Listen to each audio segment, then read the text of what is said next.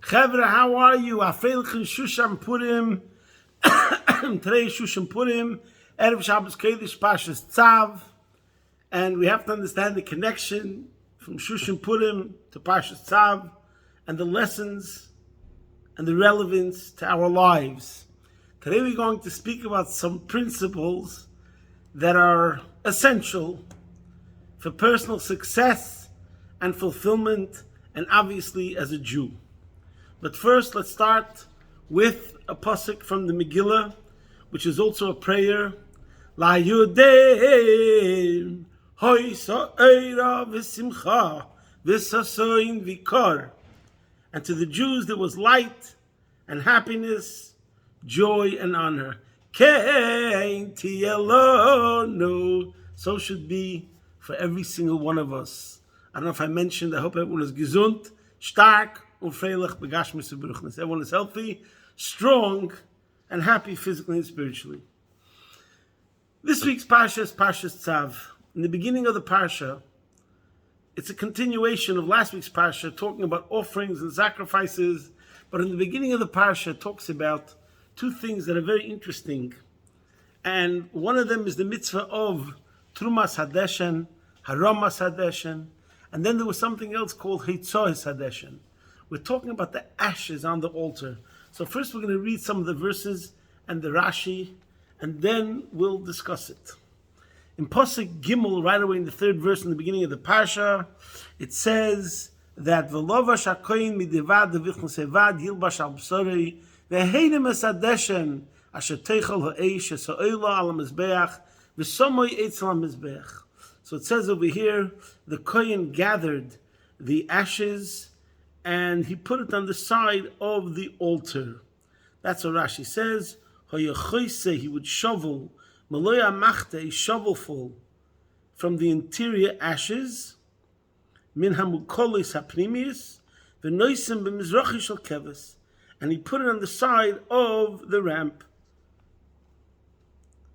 Next pasuk it says, Ufoshates begodov, he shall remove his garments, v'lovash begodim acherim, and he shall wear other garments.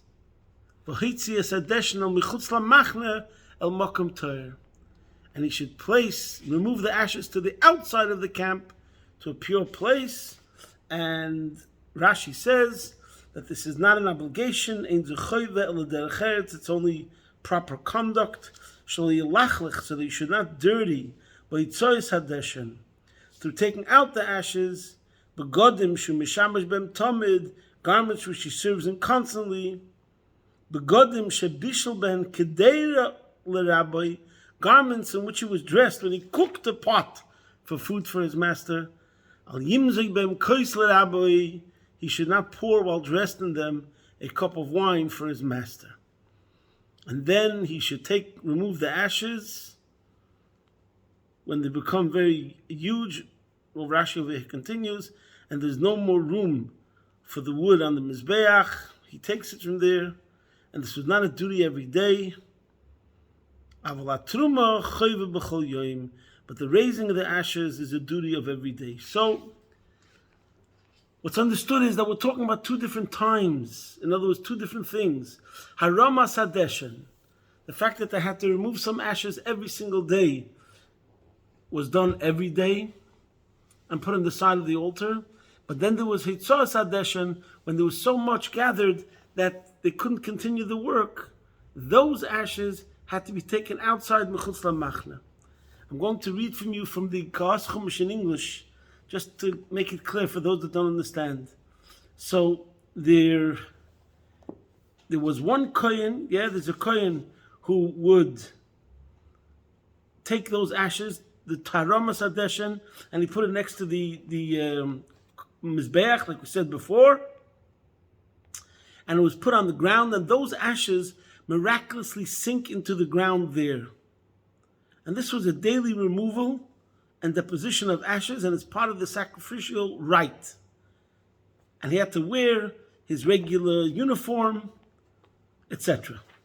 That was Pasuk Gimel. The next Pasuk, it says, since only the innermost mass of ashes must be removed daily, the remaining ashes will eventually accumulate to the point that they impede the fire's ability to consume the offerings. When this happens, the priest appointed to perform the daily ritual of removing the ashes must then remove the rest of the ashes, as will be described presently. Okay, so now what I'm going to tell you is based primarily on a sikha of the Rebbe Chelik Lamed Zayin. First of all, why does Rashi bring this analogy of preparing the pot for the master's food or the pouring of the wine? What is not understood that we have to bring this analogy? And in general, what is the difference? Why, when it comes to Haram Asadeshen, you're wearing the regular clothes, of the Avodah, even though it could also get dirty there. So why by Haram Asadeshen, even though it can get dirty from the ashes over there, it's the same ashes, do we still wear the priestly garments? And when it comes to Tzav Sadeshen, we don't. So the point is as follows. The Rebbe explains that there's two major points over here. One point is that it's the same Kohen. There's a Kohen who does the Avodah of Trumas Hadeshen, Aromas Hadeshen, and there's a Kohen that does the Tzois Hadeshen. It's the same Kohen. Even though this one is considered part of the service itself, and this one is considered only like a preparation. In other words, this is how the Rebbe explains why Rashi brings the analogy. The difference between pouring the cup of wine for the master means you're doing it in front of the master. That's seen as the service itself. But preparing the pot and the cooking is not done in front of the master. You give the food to the master. And you can even argue sometimes that we have different servants or different people in the household maintenance that do different work. Just like a master has a couple of people that deal with the horses in the barn. Then you have another people that are in the kitchen making the food. And that's usually a higher level. You have to trust them more. They shouldn't put poison into the food. And this is something which is going to come into contact with the master himself. The master likes good food. And he wants to make sure that that's taken on the top highest level. So it's a higher level of service. Then there's the one who actually serves the food. He's the one who comes face to face to the master. So there's different levels of serving a master. So over here, the Haramas Hadeshen was an Avodah for itself. For whatever reason. That's considered an Avodah itself. Tzav Hadeshen is mainly really like a preparatory service.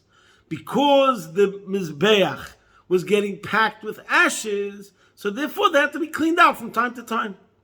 So you might think that the Tzav Hadeshen, which is just like cleaning out, making it ready, prepared, so it should be used fit for service, that's not as important.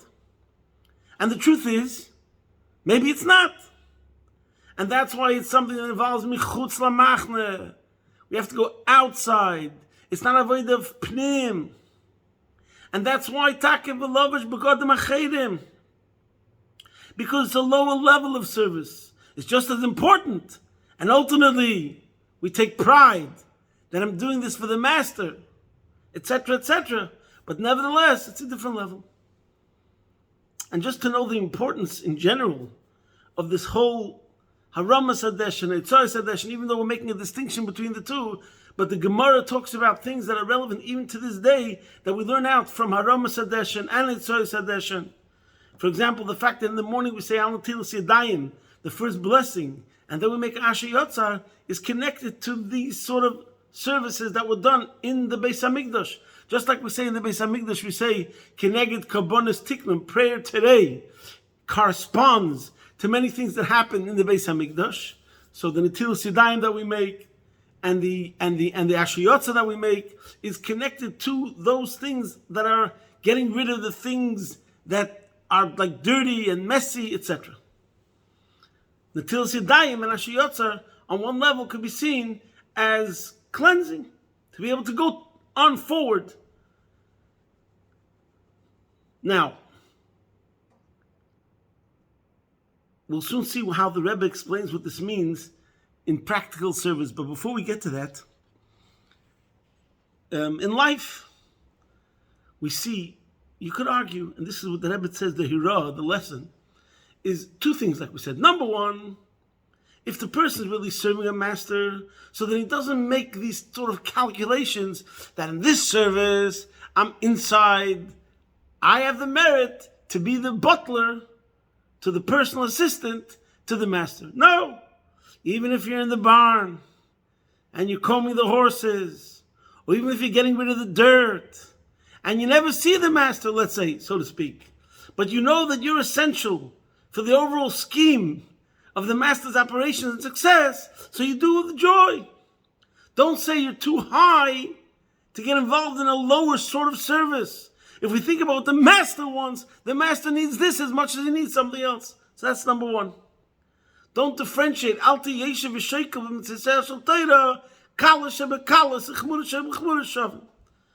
If we look at it in the sense of the master's will, it's exactly equal. Even Hitzois Hadeshen, in a certain sense, is the same as Haramas Hadeshen. Even though this one is preparing the pot to cook the food, and this one is actually serving the master the wine. It's more honorable, it seems more enjoyable to be able to be the one that personally serves the master, but nevertheless, if what's needed now is a Tzav Hadeshen, do it. Like we saw, for example, the Rebbe sometimes picking up a piece of paper from the floor in a shul because it's not nice. That's called Tzav Hadeshen. We're in a shul and there's dirt. We have to pick it up. We have to make sure that the shul is nice. The second thing is we see how the small things matter. Little things in life matter. And we see this, first of all, it's very interesting. There was a major talk of an admiral of the United States Navy, and he spoke at a commencement speech. It's a very famous speech. And the point that he made was, make your bed in the morning.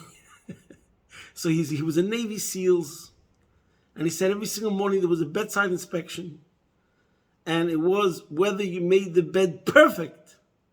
Because how you make your bed perfect, that's how we measure what sort of good soldier you'll be. And so too, other Navy SEALs speak about this. They graduated from this military training in the most elite units of the world, the best military training, and they think there's something special. They think there's something hot, because so many people drop out, so many people don't make it. And the first order that they're given right after they graduate from the Navy SEAL school, what's the first mission? Clean the toilets. And that's how they stay humble. They realize when you do something, you do it the best way you can, whether it's a small mission or a big mission. Whether it's a little mission and seemingly insignificant, or whether it's a great mission. And that's how you measure a good soldier. And the same thing's over here with Tzav Hadeshen. It's part of the mission. This is what the Eibishter wants. Do it in the best way you can. And this is also connected to a pasuk in the Megillah, which I think has very great relevance to us in many ways. And that's the pasuk which says, Umi yodeya im le'eis kizois higat lamalchus. Mordechai tells Esther maybe the whole reason this whole thing happened, that you married Achashverosh and you made it to royalty, to the kingdom, was in order to save the entire Jewish nation. Now obviously that's big stuff. But in a certain sense, we could take this lesson of Umi yodeya im le'eis kizois higat lamalchus. Doesn't only mean in le'eis kizois, this time. It means this place. It means this circumstance. It means hashgacha pratis. There's a Rabbi Gulkowski from Eretz Yisrael, and he came to Melbourne, and he farbrengen a couple of times. So I'll tell you a story. There was one farbrengen. It was already like 2:30, 3 o'clock in the morning. It was very, very late. And I was thinking, should I stay? Should I not stay? I don't like leaving a farbrengen early, but it was getting very late. I don't know what my thoughts were then. I don't know. Maybe it was already 3 o'clock. So I went to get my sweater, I put it on like my shoulder, and I thought, you know what? Let him start talking, and if I find the first words of his next talk interesting, I'll stick around. So he started saying, "Da zamin klippe, was heißt the grass is greener on the other side." he said there's some sort of like evil inclination that's called a klipa, like a disease, like a problem. There's some kind of klipa called the grass is greener on the other side. And he starts saying, some people, they think, if I would only learn in this yeshiva, if I'd only marry this person, if I would only live in this country, if I'd only have certain people to deal with, younger people, older people, if, could, etc. That's the klipa of, if the grass is greener, klipa is the grass is greener on the other side. So he was talking about that, and I felt, wow. Because sometimes I think like that.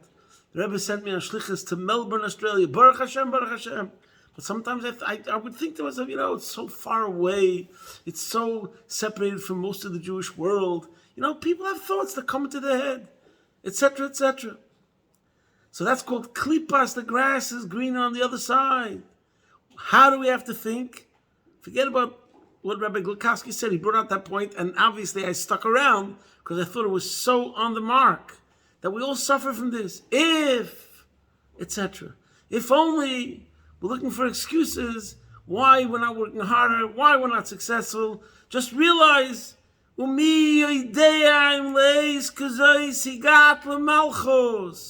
reason why today it's Friday, Shushan Purim, in Melbourne, Australia, is because you're going to meet somebody that you're going to make the world of a difference for him today. The whole reason you're here now is because only you could do it. Nobody else. So it could be about the details. It could be about the little things. But we have to live with that idea. And this is the lesson of Shushan Purim. Shushan Purim was made another day because in the capital of Shushan, there were more anti-Semites than the rest of the 127 countries. And the fighting didn't finish on Yud Daled Oder, but it continued on Yud Daled Oder. And the first time they were able to stop the fighting, another whole day it took to get rid of the anti-Semites. So we had to have one other full day until Tzav Oder, Shushan Purim. That's where they celebrated Purim in Shushan. But the lesson is that you have to make sure to do a complete job. The details count. I remember there was one of the wars that Israel had, either with the Hezbollah or with the I forgot, Lebanon or Gaza.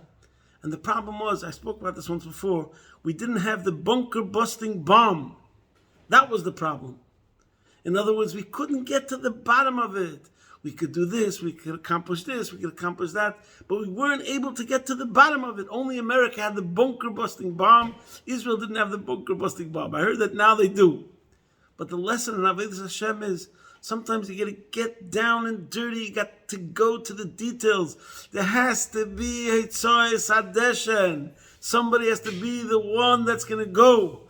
Change your clothes, but still, Lovash Begodim Achedim, but it's still the same Kohen that is now going to have to do that. Why? Because it's needed. Why? Because without that, the job is never going to be complete. It's causing a problem, a hindrance. It's getting in the way of everything else. We got to do it, etc. And that's the lesson that Rebbe mainly takes from this whole point, that we're talking about the Kohen, and he's the same Kohen. True, he has to do V'lovish Bogodim Acherim. But you know what, in a way, that's a positive message. He always remembers that when he's dealing with Mechutz LaMachne, he is wearing Begodim Acherim.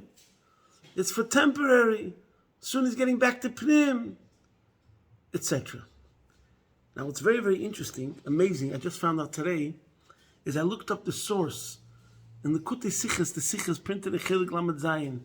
The source of the Sicha was Yud Nissen, Tovshin Lamed Beis, a day before Yud Aleph Nissen. That year, Sunday, was Yud Aleph Nissen. So this happened 50 years ago.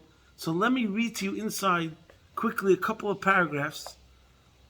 When the Rebbe spoke the Rashi Sicha, how he spoke about it and the lesson, and how he jumped immediately into something else.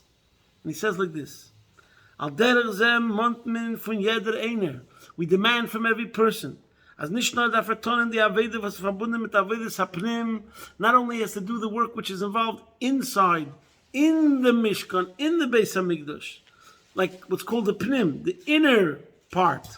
No, darf echt tun in die Aveda, was ist verbunden mit der Tzav. He has to do the work which is involved in getting rid of the ashes outside, taking them outside. But das ist michutz lamachna. That's outside the camp. Bizet av God uiston seine begodim. He has to change his garments. Und anton begodim seinen pechusim mehem. He has to now put on garments that are on a lower level. Umeinyin linyin boi seinyin. Was da kum di ero ich bin geets hafotzas hamayonis chutza. Here the Rebbe explains what this means in the work of bringing Jews closer to Judaism and spreading the wellsprings of Chassidus. We tell somebody, go to Paris, go to London, go to Melbourne, go to Las Vegas. So reden mit ihnen, wenn geht zu Matzah Shmura, to talk to them about eating Matzah Shmura. That means the highest level of matzah, the proper supervised matzah for Pesach. Und Mechiras Chometz, you have to talk to them about selling the Chometz. Und die andere Achonis from Pesach, the other preparations for Pesach. While derech zeh ben geht zu Tefillin, talk to them about putting on Tefillin. Was lechuda kann teinen nach was darf aris gehen michutz lamachne. Why do I have to go out of Pnim? Why do I have to go out michutz lamachne, outside the camp? Was in demselben Zeit wollte gekonnt sitzen und lernen. He could be sitting and learning for himself. Und davenen, and to pray mit kavonas amukas, deep concentration. He could be reaching lofty levels of spirituality.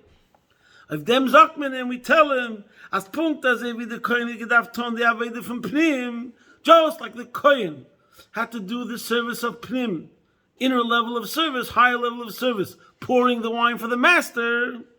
Al derech zot darf gehen michutz lamachne. He had to go outside the machne. Und bis hat gehabt Zeit of Tom Beidin Yonim, he had to have time to do both. He ended up having time to do both. Bis viel gedarf beiten seine Kleider, he had to change his clothes. Sagt man aber, darf ton euch die Aveda. But he's told that he has to do that Aveda. Now listen to this. This is why I brought down this Lashon. This is the reason why I'm reading it inside. Right after these words, the Rebbe says, Benigeya zu morgen Sonntag, about tomorrow Sunday. It's a precious day in its own right. He's talking about Yud Aleph Nissen, his birthday. B'meil is da drinjen, as jeder eine wird sich mishtatev sein in the minyan for Mivtza Tefillin. The Rebbe said, tomorrow Sunday, everybody will take part in Mivtza Tefillin. Is there was v'darfen hob ma par tefillin if you encounter someone who needs a pair of tefillin. Soll man sie geben b'matona a par tefillin al cheshboini. You should give them a pair of tefillin on my account. The Rebbe is saying over here, you should give them a pair of present. A pair of tefillin on my account. The Rebbe is saying, if you encounter anyone, he's speaking by a Farbrengen. How amazing is this? He's talking to 1,000 people by a Shabbos Farbrengen, let's say. And he's telling them, tomorrow, you're all going to go out of Mivtza Tefillin. If you meet anybody that doesn't have a pair of tefillin, I want you to give them a present, a pair of tefillin on my account. Okay, whatever. So here, right after the Rebbe spoke about the idea of a Tzois Hadeshen, that you have to go michutz lamachne to reach another Jew, and that the same Kohen has to do it. But he puts on begodim acherim. Right after that, the next second, he talks about Mr. Tefillin, and he talks about how he is going to donate to a gift to any person that needs a pair of tefillin. So we see how important that the Rebbe translated this whole sikha, this whole talk, this whole Rashi sikha of doing the Aveda of Hitzois Hadeshen, translated into action. It means going on the street and going over to a Yid and asking him, are you Jewish? You could think you should be able to stay in the shul and daven and learn all day. And we say, no, go onto the street and ask a Jew if he's Jewish. Did he put on tefillin? Does he need tefillin? We'll show him how to put on tefillin. We'll buy him a pair of tefillin. And this is the lesson that we learn of all the above, that we shouldn't differentiate between what's considered more honorable service, haramas hadeshen, or something which is considered a lower level of service, hitzois hadeshen. If we will show Hashem that we're careful in every single area, even when it comes to the details, as they say, God is in the details. It's the little things that matter. Then in that merit, Today is Shushan Purim, and it should be Sha'osa Nisim Laviseinu Bayom Ha'em Bizman Hazeh. Every single one of us should see revealed miracles or revealed goodness in all areas of our lives, and we should come to the ultimateness, Geula Mitzvah Shleima, take it from Yad Mamish. Posting from my home, Be'ez Hashem Yisbarach, your man in Melbourne.